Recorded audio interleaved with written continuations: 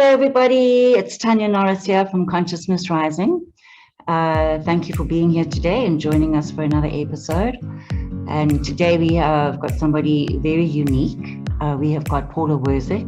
And Paula is somebody within our community that has been doing energy work, ground clearing, and many other things for many, many years. So I'm going to let Paula explain to you what all of that is and how she operates. So welcome, Paula. Thanks for being with us today.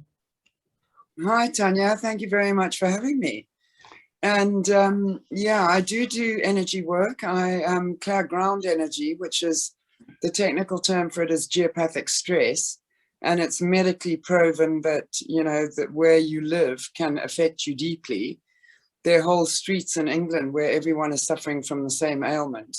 And that's basically by the vibrations that the earth is giving off in that particular place. So I do a thing where I clear the ground energy so that it no longer has a negative effect on you.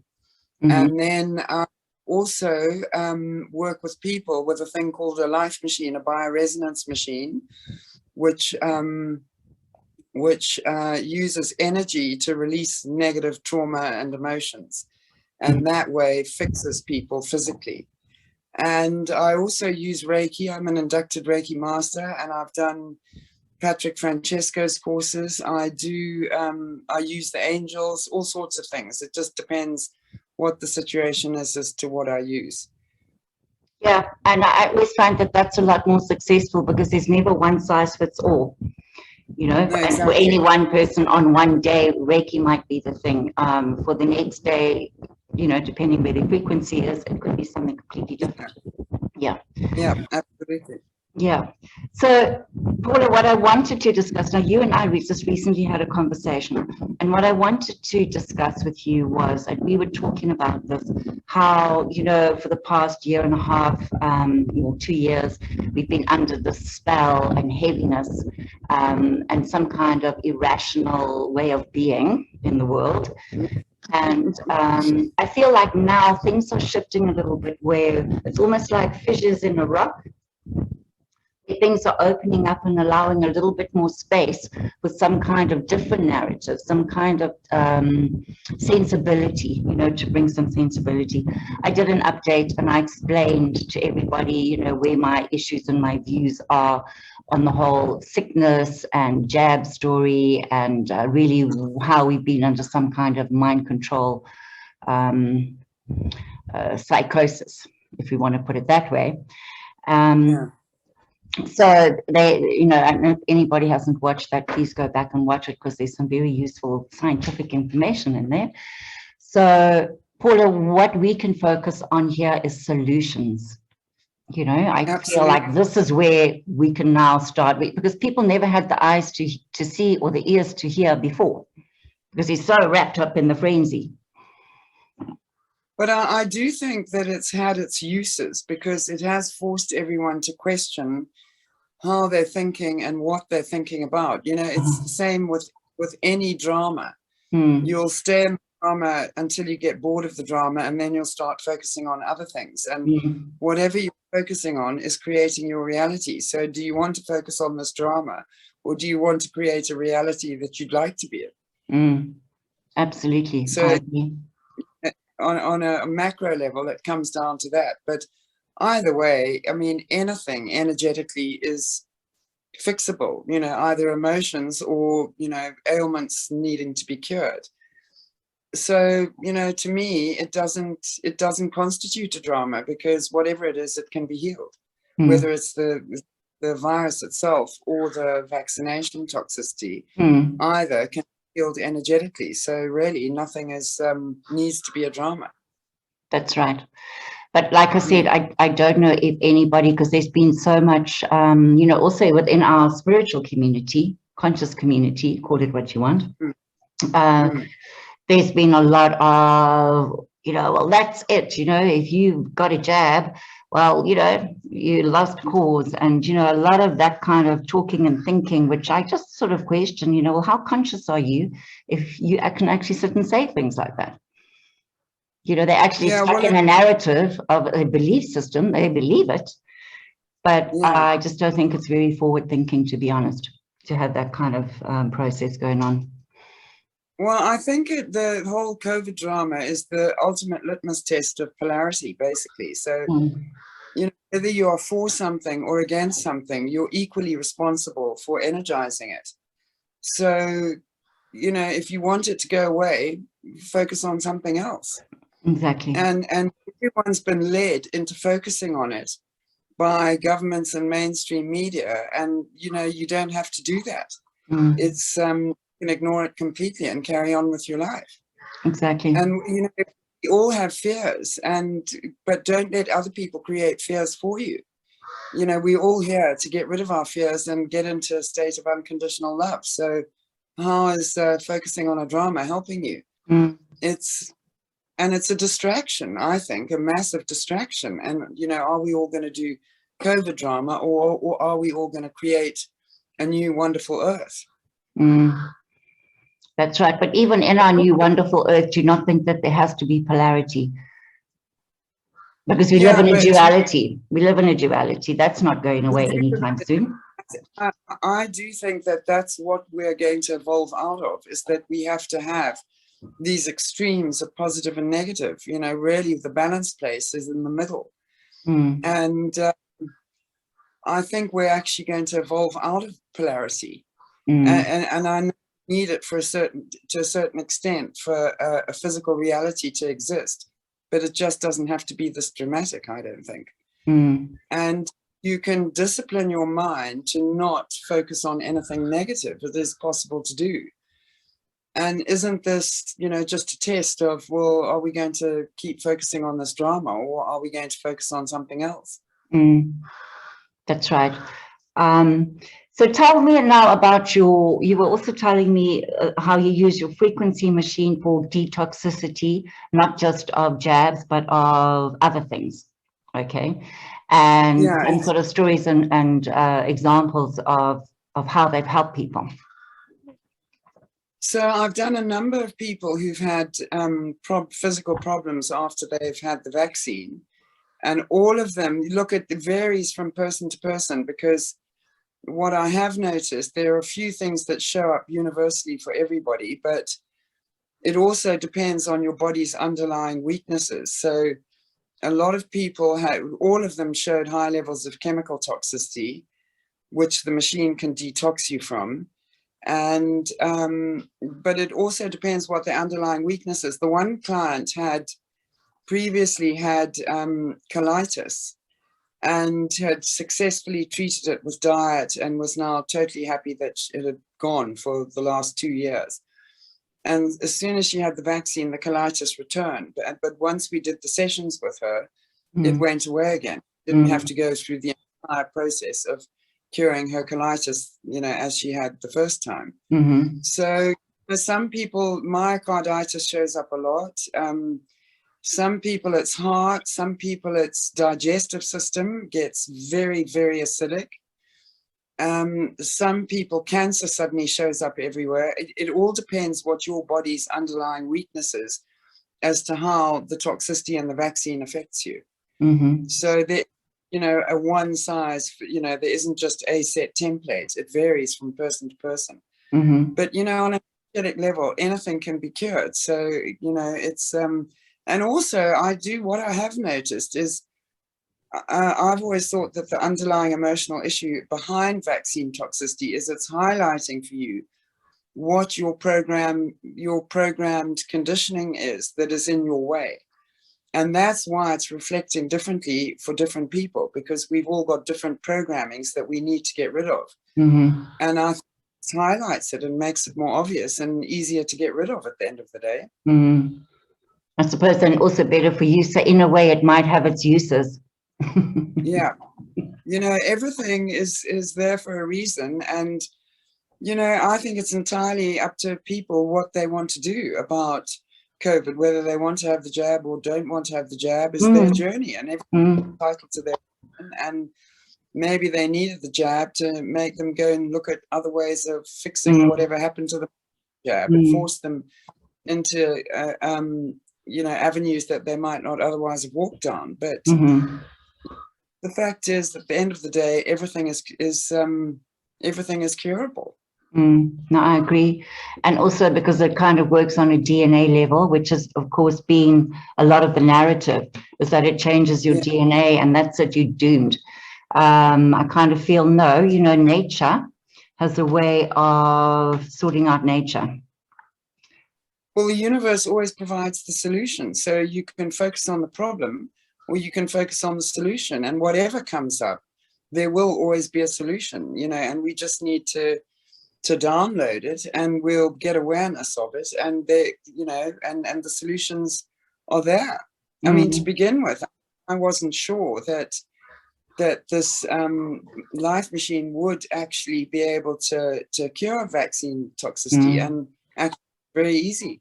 But there's lots of methods as well. You know, I've seen a lot of videos suggesting people use bicarbonate of soda, Epsom salts, chlorella. You know, you don't necessarily have to go completely energetic to get rid of it. I mean, I think there are going to be numerous solutions. No, I agree.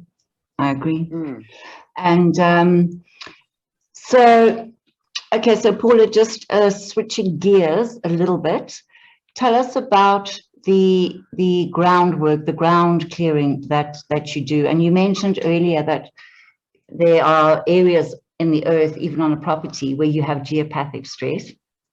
Just explain to the people that are listening, what is geopathic stress? Okay, well, it's basically the geology of the earth. The earth is also a living being, and everything that is under the ground. I mean, if you ever have seen a mining core sample, they're fascinating. And, you know, we're looking at our gardens with soil and grass on top, but underneath there are remarkable things going on under the earth. You know, a huge variety of different rocks and crystals, and there can be caves or fissures or, you know, mud pools, underground water, all kinds of things. And everything, you know, the universe is energetic. So every single one of those things will be emitting a vibrational frequency. And some of those frequencies are good for us, and some of them are bad. I mean, the well-known one is sleeping above underground water. I mean, most people are aware that that actually doesn't do your health much good. Most people who sleep above underground water are either insomniacs or have sleep conditions like apnea, or, you know, their sleep will be disturbed. Younger children tend to get constant coughs and colds. And the old way of dealing with it was to put metal stakes in front of the house, where in the direction that the underground stream was flowing, and divert the energy. But that actually doesn't get rid of it. You're just going to now kill your lemon tree or the dog in the kennel outside. You know, you're not actually taking that energy out of the consciousness. So it is possible, just like with a person, it's possible to clear the ground energy. And some of the frequencies are very good for you. And I actually learned how to do it because I used to be an estate agent, and I realized that the same thing kept happening on the same property, no matter who owned it. I'd sell a house, and 3 years later, the person who bought the house was selling it for exactly the same reason the previous seller was selling it for. So I realized there was a pattern going on with properties. And, you know, the earth's energy obviously is very powerful. So it's important to deal with it. And once you've cleared a ground energy, then the property becomes of complete benefit to you, because, you know, there's always going to be some positive and some negative. I have come across a few properties that didn't need any clearing at all. There were no negative energies there. And those are always those places that one goes to. Everyone can feel ground energy. We instinctively know we hate being in a certain place, or we absolutely love being in a certain place and we wish we lived there. And what we're really feeling is the ground energy. Okay, so some feel good and some feel bad, and most are a mixture of the two. But there are properties that have no negative energy at all, and there is the odd property that has no positives. But so a property like that can be neutralized, but, you know, you're not going to have any advantages on that property. Yeah, so I found ground energy fascinating, to be honest. And it's all determined by the geology that is under your plot. That's what's creating those vibrational frequencies that are either of benefit or not, disadvantageous. That's what's going on with ground energy. Yeah. So I'll tell you a funny story about that. Years ago, I held a workshop, and there was about 27 people. And here at my house, I use my veranda, when people do workshops and they just utilize the space. Yeah. Anyway. One at your house. Yeah, I don't think it was that one. I think it was one before. But anyway, so Dal Smith was here, Margie Watson, all of the sort of matriarchs of our community. And anyway, so the one person, I think it was an Natalia Baker workshop that we were running. Anyway, so the one person was sitting in a place and they just kept falling asleep. They wanted to fall asleep. So Dal said no. So she took out her pendulum and her stuff and she did the whole stress level of the area. And on that particular patch, right where that chair was, there was a lot of geopathic stress. Yeah, that's the kind of thing that will happen to you. And often cats sleep on one of those spots. That's right. That's correct. That's something I've noticed about cats. And so cats absorb the negative energy, whereas dogs will run away from it. Exactly. Yeah. Exactly. So anyway, so that was just the first part of the experiment. So she didn't clear the energy, and then we moved, people around, and we avoided that spot, and everybody was absolutely fine. Even the person that was kept wanting to fall asleep. It's remarkable ground energy. It's no different to water divining. What water diviners are doing of finding the frequency of underground water. But there is just underground water under the ground. There's all sorts of different. So it's no good just clearing one negative ground energy. And everyone feels it. And, everyone actually is capable of divining for underground water. I mean, people are always amazed when the diviner comes along and they say, give it a go, and they actually can do it. But everyone is capable of this. And we're all subliminally feeling these energies. I know, that's quite right. So I had it might not be in the same vein. At my husband's work property, they started building like mezzanine floors, and they started packing more and more and more people into this place. And I just said to him, this place is like a rabbit's nest, or a mouse nest, it's terrible. Yeah. Anyway, people started getting ill. But like noticeably, people would have broken bones, everybody would have flu, you know what I mean? Just bizarre things that had not happened in previous years. Yeah. And anyway, I went in there and I did some clearing on that, but I didn't pick up necessarily that it was geopathic stress myself. Okay, not that I'm the most experienced one in the world, but still I have a certain level of confidence when I know what I'm doing with clearings. And no, I felt it was more like a feng shui thing. Yeah. Where all this bad energy from people, or just our daily energy, is getting trapped and stuck, and there's no flow. Yeah. Well, that does definitely happen. And also, if you put too many people into too confined a space, they're all feeling each other's energy, and where they didn't have to, it's like you've imposed their auras on one another. So now picking their colleagues' negative energy, and it will, it will. And it gets stuck in your own energy field, doesn't it? Exactly. Yeah. Exactly. It blocks the flat. Not really ideal to live in a block of flats, because all the energy from the people underneath you're going to feel. Oh, right.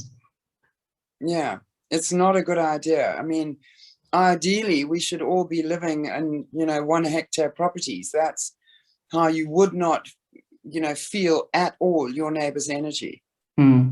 But there's still things that we can do on a daily basis.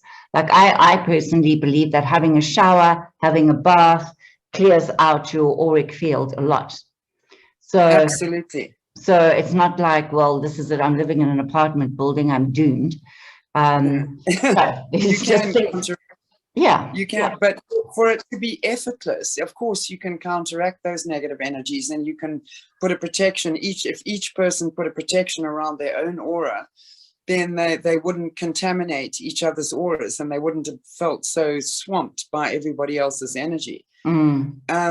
So there's lots of things you can do to protect yourself, and then you won't have a problem. But for it to be effortless, it's generally a hectare of ground. If no one supports you for 1 hectare, you don't even have to think of protecting yourself. Nature will do it for you. And if we're mindful, and I don't know how many people can have a hectare to themselves, but nature will do it for you. So I met a guy just 2 days ago, and he's from Mumbai. He grew up in Mumbai. He said, I was born on the 20th floor, and my whole life I've lived in a high density area, in buildings. He went on a meditation course, and it was in a building, like a 5-day silent retreat. I said, was it did you have gardens or what? He says, no, it was in a building. It's like, wow.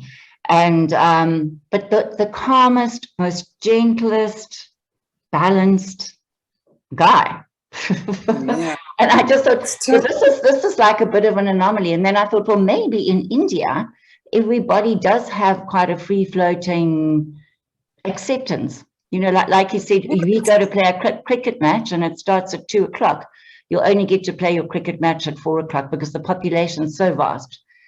You've got to wait for everybody else to get out and everybody have their turn. And, it's the same with going to dinner. Book the dinner at 7 o'clock. You might eat at 10. Gosh. But so there's a level, and I said to him, and how do you deal with that? Well, it's normal. So I think, there's that, what are they conditioned to? What is normal for you? They're all of those factors as well. We do get accustomed to anything, but, in an ideal world, for it to be this, a hectare of ground is the ideal.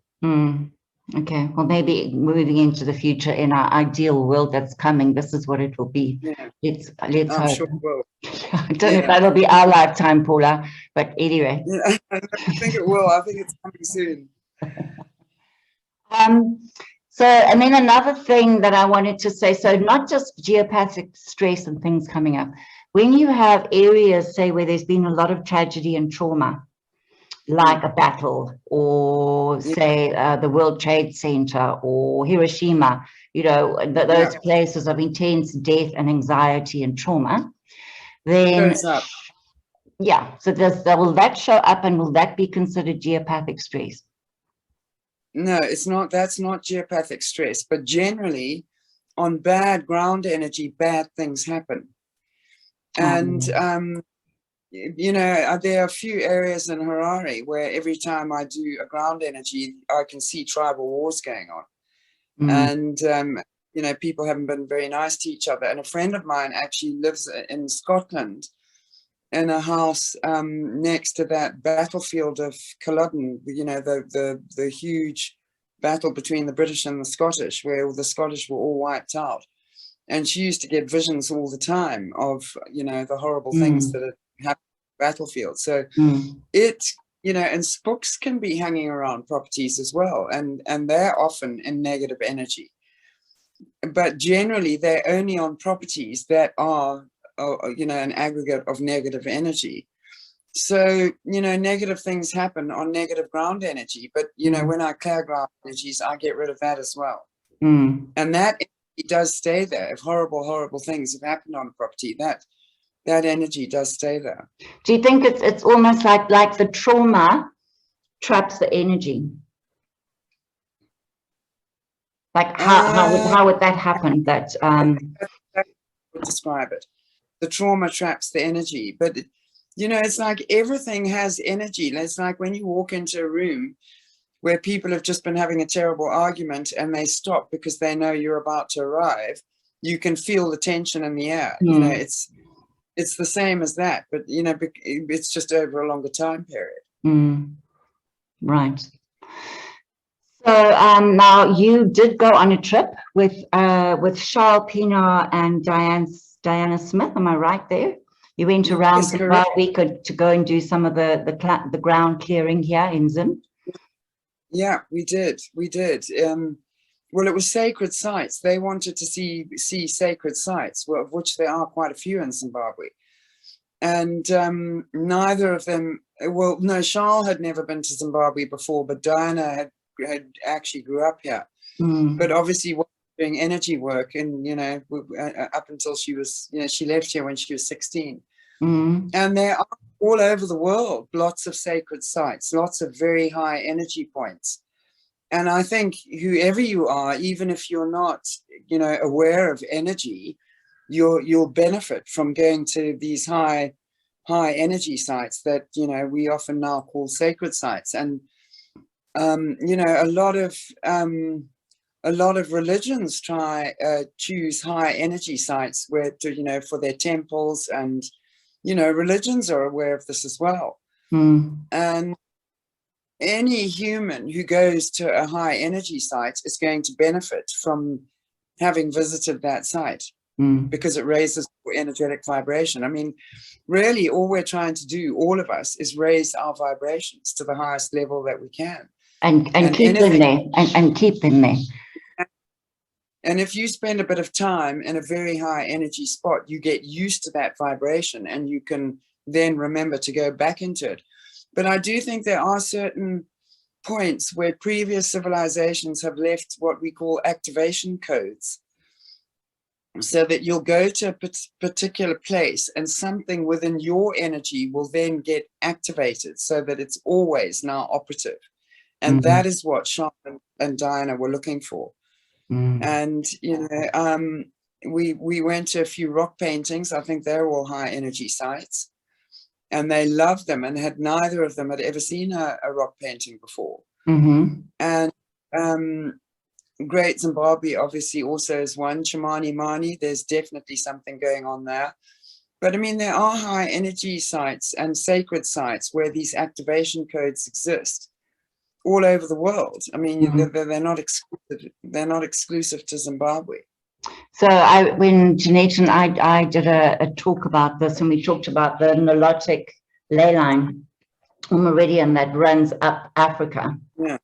And I think, and it actually runs here through Harare. Did you know that? Absolutely, it does. Yeah. Yeah. And it runs through Zimbabwe. So we had those, so going from Zimbabwe ruins all the way up and other sacred sites, the pyramids, I think even some churches like the Vatican, and there's so many religious sites built along that line. And they all built along lines that connect them. So the ancients somehow knew, they had that kind of information. Absolutely. Absolutely, they did. Yeah. Do you think some of those places have been hijacked by, say, more nefarious entities? Yeah, absolutely. I think, you know, you can use any high energy for good or bad. It's up to you. It's your choice. But I remember a story, Paula, sorry to interrupt, of you telling, or somebody telling me that you'd been to Mount Inyangombe and done a lot of work there. Yeah, we did a lot of it. Was a group of us. We actually did it from Harare, not from Inyanga, but definitely there is a high energy point that has been used, you know, by beings that, you know, don't have humans' best interest at heart. But yes, so we cleared it, and actually no one has gone missing there since we did it. Everything, it's, you know, everything can be fixed. It's okay. That's right. But I think it also, you now need a certain level of awareness. And this is what we're hoping people are arriving at and coming to, and why we do things like we do, is to raise people's awareness that life is not just about third dimensional stuff, you know, a lot more influencing us in our lives than just the physical. Absolutely. I mean, everything, the universe is energetic, everything. I mean, it's basically a holographic illusion, and we can focus, whatever we focus on, we're creating, and we were just programmed into focusing on the negative instead of focusing on wonderful, positive things.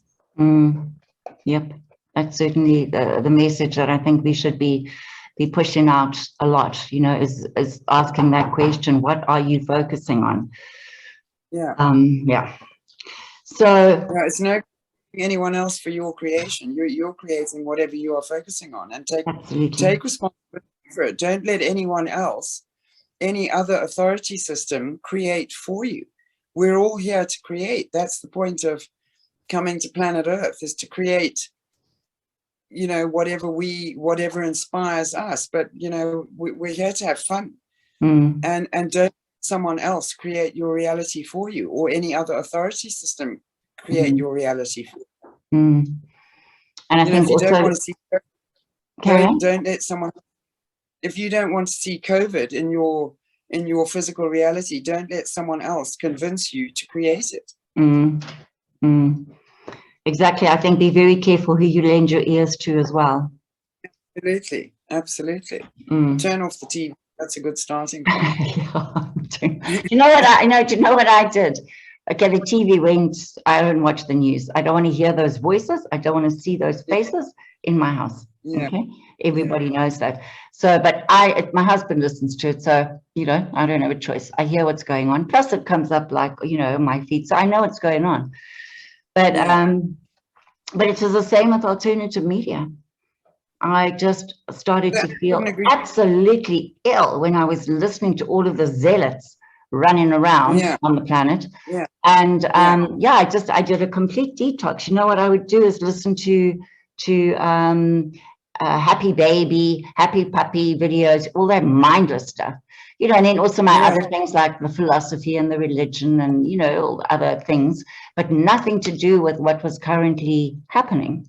And after a month of that, I could come back to all of these topics with a completely different mindset, more rational, less emotional, you know. Less judgmental. It's like, you know what, if they want to do that drama, they're perfectly entitled to do that drama, but you don't have to do it with them. No, I chose not to do it with them. You don't do what inspires you, do what fills you with delight. But, you know, nobody walks away delighted from the 9 o'clock news, do they? No, they never have, actually. Anyway, Paula, we're arriving at the end of our time here. So can you just tell people, if people want to get hold of you, can I put your number and your link and whatever in the bottom of the description? Yeah, absolutely. Feel free. Okay. Yeah. Super. Because we've had, you know, Paul and I both on the Awake and Aware group, and we've had a lot of people asking questions about that. Is what do I do if I have to, you know, go through this medical procedure? What do I do? And they're kind of terrified, and, you know, you don't have to be terrified. So it isn't just Paula. There are a lot of people doing this kind of frequency healing and frequency work. Am I right? Absolutely. There's and lots of different techniques work. There isn't just the way I'm doing it. Anyway, well, Paula, thank you so much for your time. And please, maybe we can get together, join us again for another extension of this type of conversation, many conversations. I would love that. Thank you very much, Tania, and it's been a pleasure to be here. Okay, lovely. Thanks so much. And to everybody else, thank you for joining us, and we will see you soon with something else exciting and relevant. So for now, bye-bye. Stay centered and stay real.